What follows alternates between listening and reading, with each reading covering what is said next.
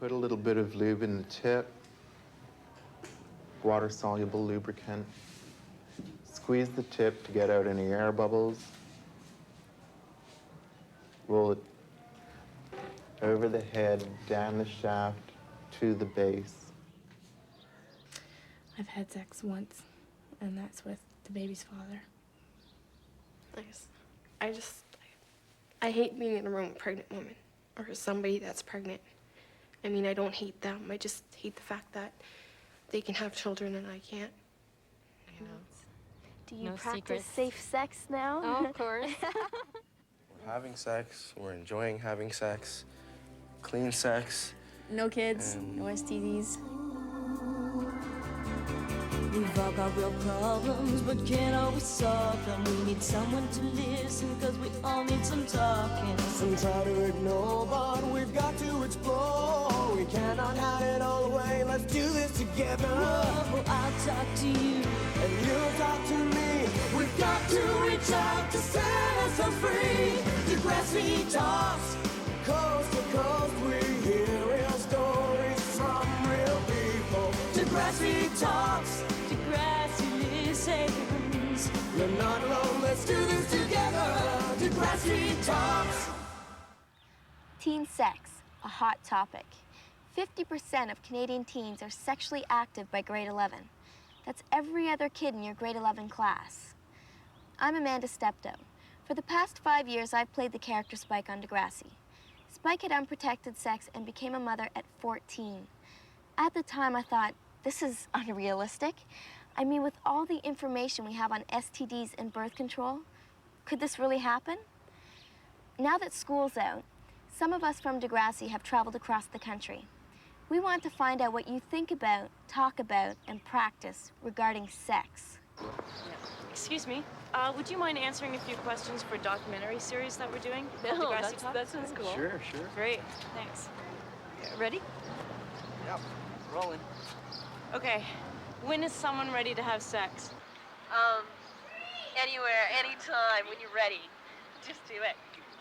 I believe it's never okay for teens to have sex. I was brought up to have sex after you're married. Well, I just think that people, if they do have sex, they should be prepared, and they should be prepared to face the consequences. Vicky, 2 years ago, something happened in your life. Would you like to talk with us about it?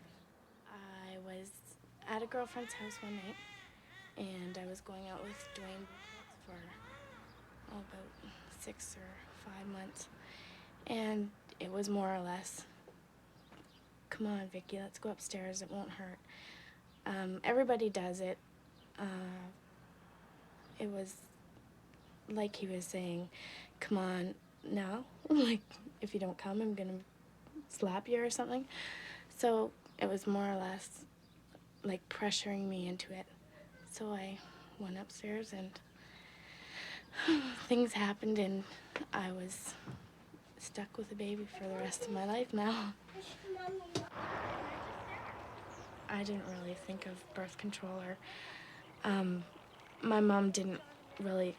She tried to explain to me, you know, you're supposed to use a condom or birth control pills or something to prevent birth. And it was hard for her because I was only 13 years old, and she didn't really think that I was old enough to be able to have sex yet. Have you heard of any myths about avoiding pregnancy? Any? Over that. What? Stand up after sex. Yeah, you could never get pregnant in a swimming pool. If you jump up and down after, or you have a shower a cold or something. shower Yeah. to freeze the sperm or something. If you bath in Coke, like Coca-Cola Classic, you know, you won't be pregnant. Really? First time you have sex, you can't get pregnant. That's pretty interesting. I've had sex once, and that's with the baby's father.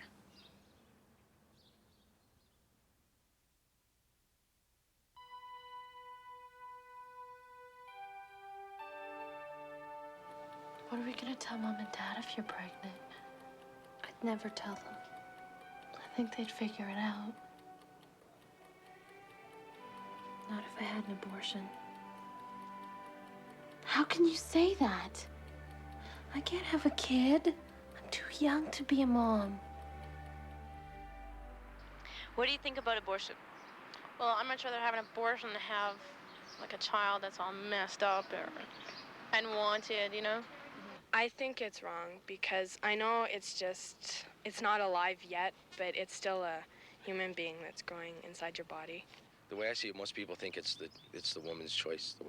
From what I've talked about it with friends and stuff, most people see it as a woman's choice. In Toronto, we visited Alyssa. She decided to have an abortion after she found herself with an unplanned pregnancy. Her decision was not easy. How did you find yourself pregnant?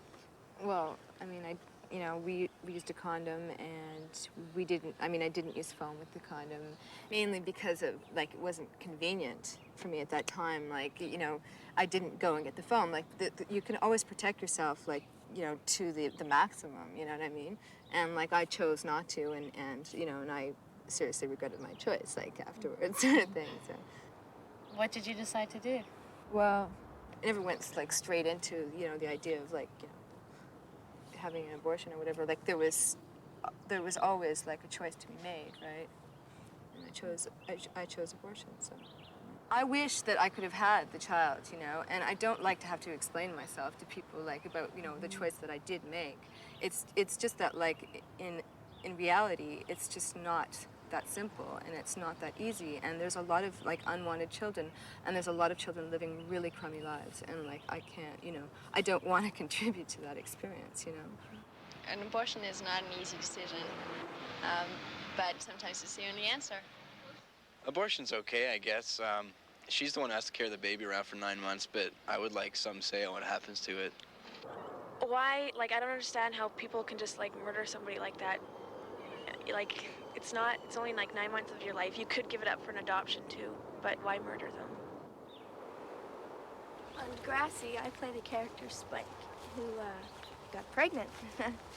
And she was only 14 at the time. Yes. How old were you when you got pregnant? I was a month away from being 18, so I was 17 at the time And when I got pregnant. you weren't on any birth control or anything? There was No. So what did your mom say when she found out that you were pregnant? Was she very supportive? She was supportive. I wanted to get an abortion. That was my plan. And when I did tell her, confide in her, she told me that there are other routes to take with the situation. So she mentioned adoption.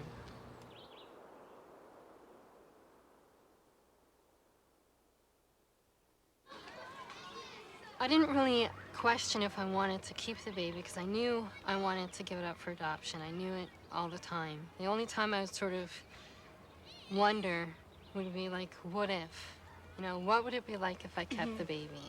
And when I would think about that, it would come around again that adoption was the best thing to do. I just think that a lot of young mothers, they don't think about the whole Situation, picture. yeah. I mean, they think, oh, a cute little baby, and I can handle it, and oh, I know it'll be rough at first, and oh, you know, I'll be able to,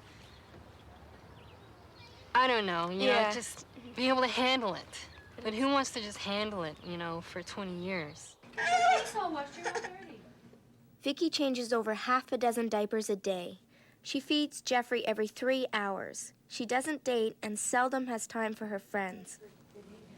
Gonna get all ready for daycare tomorrow? A lot of the time I get where I feel like just taking Jeffrey and giving him to somebody else, like pushing him off. Like, I feel like I'm cornered by this 2.5-year-old that's saying, Mom, Mom, and it frustrates you after a while. You just think, change the name. I'm not your mom anymore, sort of thing. How do you feel about Jeffrey's dad?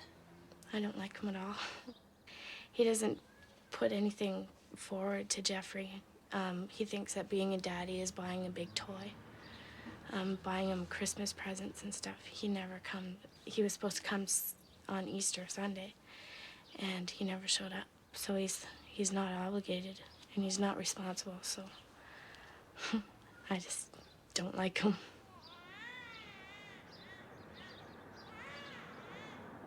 I think the guy leaves his girlfriend when he's pregnant mainly out of fear that he can't handle it. It's too much pressure. I think most guys are overwhelmed at what's happened and they freak right out. So if you're 16 or 17, you don't really want to get married. I figured because they don't have no control over their organs, they figured they don't have to have control over taking care of what that did. But I think a lot more guys would stick around than are given credit for. Because they just don't want to take the responsibilities, and they say, hey, I'm young still, I can go around with any girl I want and it's not my responsibility. I don't think she likes this playpen too much. True to statistics, we had difficulty finding a teen father. Pat traveled to Red Deer to talk to Don. Most guys I know who have been in that situation, they're basically just jerks. They were with the girls basically for one reason. You know, they're in high school, they say, well, we'll stay with them. You know, they say they love them and stuff, but as soon as the pressure comes on, well, let's skedaddle, get lost. So I guess it's a fear, or just fear. They never cared in the first place. Yeah, they didn't really care. When you knew that Carol was pregnant, did the two of you discuss different options? Yeah, we discussed everything. We talked about abortion, putting her up for adoption, and keeping her and stuff. And we decided to keep her. Dawn and Carol had an unplanned pregnancy, as did Vicky, Alyssa, and Shanti. But pregnancy is not the only result of unprotected sex. Angie is 17. She's sexually active and has never used a condom. I have scar tissue on my tubes.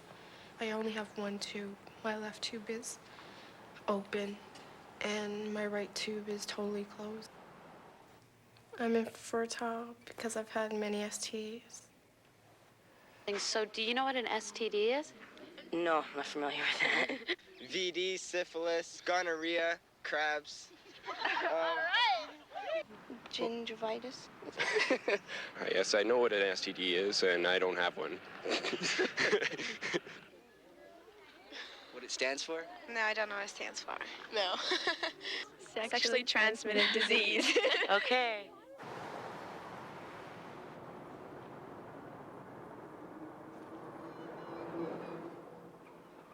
I walked into the doctor's office the other day for my appointment, and there were 6 pregnant women sitting in the office, and one with a baby, and I was the only one that didn't have a fat stomach.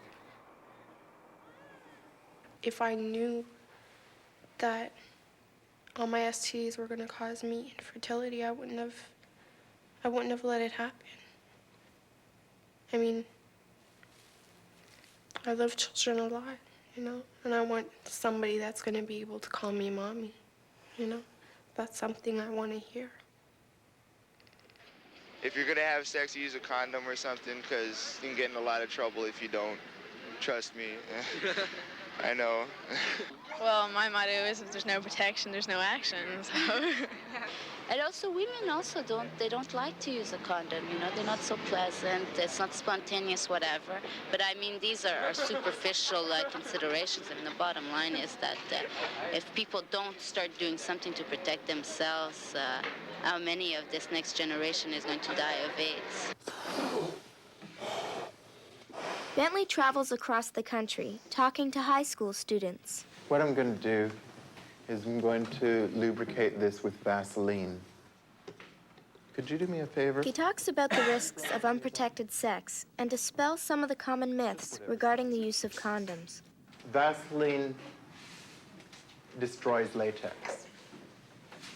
People used to say that you know, the commercial Vaseline has 101 uses, some they don't tell you about. Well, this isn't one of them.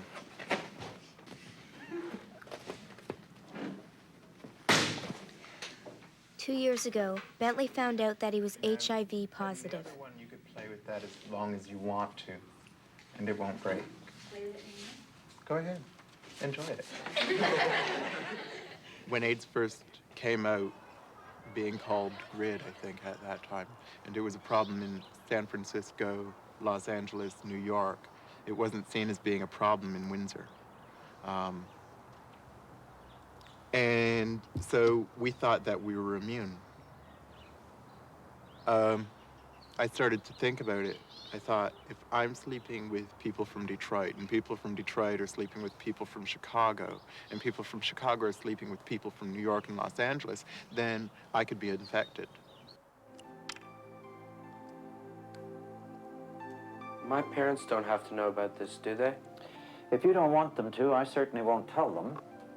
But if there's some other adult to talk to, I encourage you to do so. As we discussed last time, waiting for these test results can be hard. Do you think I have AIDS? I don't know. My character on Degrassi went to get tested because a girlfriend of his who he had unprotected sex with told him that she was HIV positive. There wasn't any need to use a condom. She was on the pill. Dwayne, they have more uses than just birth control. Now hold still. How did you feel the moment the doctor told you you were HIV positive? The first thing I said was, oh.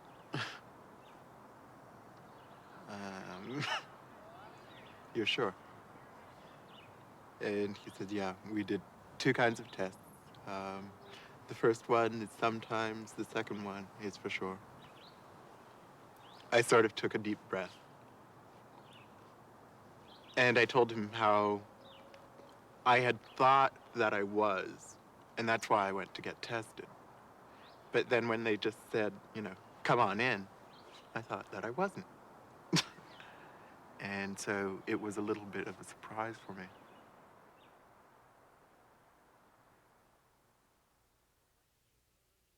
What do you think about using the condom? What do you think about it? Well, it's well, it's not that bad. It's like, so what, you just gotta slip a little piece of rubber on. It's not that difficult. I've heard a lot of people, like friends I know, that say it just doesn't feel right. Like a condom just doesn't make them feel natural when they're having sex. Well, it's kind of against our religion, but that's... Well, I don't use them, so if she wants to use them, she can, but that's totally up to her. Aren't you worried about disease or anything? What disease? You try and think that you're going to beat this. You're going to take care of yourself. And every time you see a friend of yours die, that confidence is diminished, and you become a little bit more fearful. Do you have condom machines in your school? No, we don't, but I feel we should. I think that's encouraging people to have sex, kids to have sex, especially at this age. So I don't think it's worth it. I do. Why? Because I think kids are going to do it whether there's machines there or not, and having the machines there, it makes it a lot more accessible to kids. They don't have to go into a drugstore, you know, get the box and put it up in front and have all these people in the lineup behind them, and then they feel really nervous and or embarrassed about it. I thought these were on special. Special? Yeah, $4.99 down from $7.99. Let's find out. Price check. No. It's okay. I don't mind paying more, really. I think we should have them in our schools, but we don't. We should have them because, like, it's a little bit embarrassing when you live in a small town and you know everyone who works in the drugstore and you're in there to buy condoms. It's a little bit embarrassing. You know, what if they know your parents or, you know?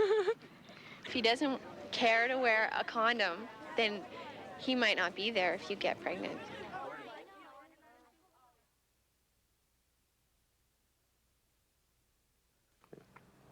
You want to try feeding her?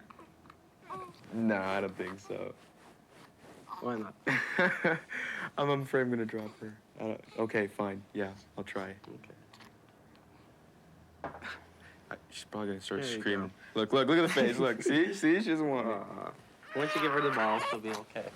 See, I told you. Look. See, I told you. Okay, you give her the bottle. See. Look, I told you. Well, Kids don't like me. I guess you must feel pressured with all this responsibility. Yeah, because I have everyone telling me, no, get a job, get off welfare and stuff. I'm like, well, I can get a job at McDonald's, but I'm still going to be on welfare 'cause it's not going to make enough to make ends meet and stuff. And Carol can't really get a job right now, so I got to get, like, a job that pays probably, like, $6-7 an hour. And if more, hopefully. Twinkle, twinkle, little star, how I wonder. I love them, but it's hard. when you have to get up at 7 and get him ready for school and get yourself ready and go to school and come home to a 2.5-year-old baby running around the house. It's hard. The world's so hard. I heard you actually got to pick your own parents that you'd want to take care of your son. So did you actually get to meet them? Actually, I met them after I had the baby. Really? Yeah. And what was that like? It must have been very strange. Yeah, it was. Yeah, because, I mean, you know, here they are. After all these years, they have a child, and we meet in the hospital. And to know that there's this newborn here that they're going to take home, you know, is very emotional for them and for me. But it was nice. You know, I felt very good about doing it. This is kind of funny because I myself am adopted. Oh, really? Yes. Yeah. So it's kind of like listening to this story. It's like hearing the conversation between my biological parents and my parents now. It's really weird. It's kind of strange. Would you like to meet your biological parents? I think so. I think if there's a definite want on their part to meet me, I would like to meet them halfway. Only if they would want to. The realities of unprotected sex are scary. The good news is a lot of teens are aware of the issues and are responsible. Many of us have decided to abstain from sex until we're older, or until we're married. Some of us, like Lucy and Kurt, enjoy a happy and healthy sex life.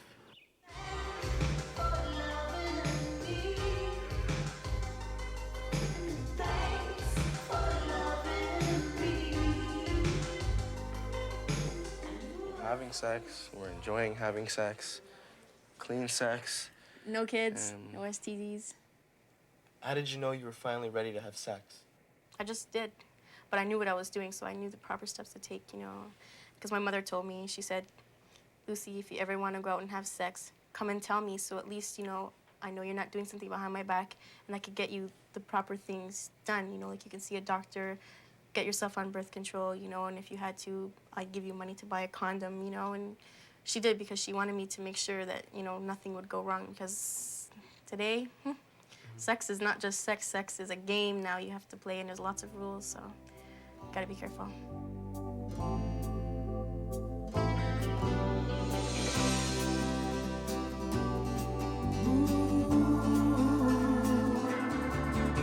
We've all got real problems, but can't always solve them. We need someone to listen, cause we all need some talking. Some try to ignore, but we've got to explore. We cannot hide it all away, let's do this together. Whoa, I'll talk to you, and you'll talk to me. We've got to reach out to set ourselves free.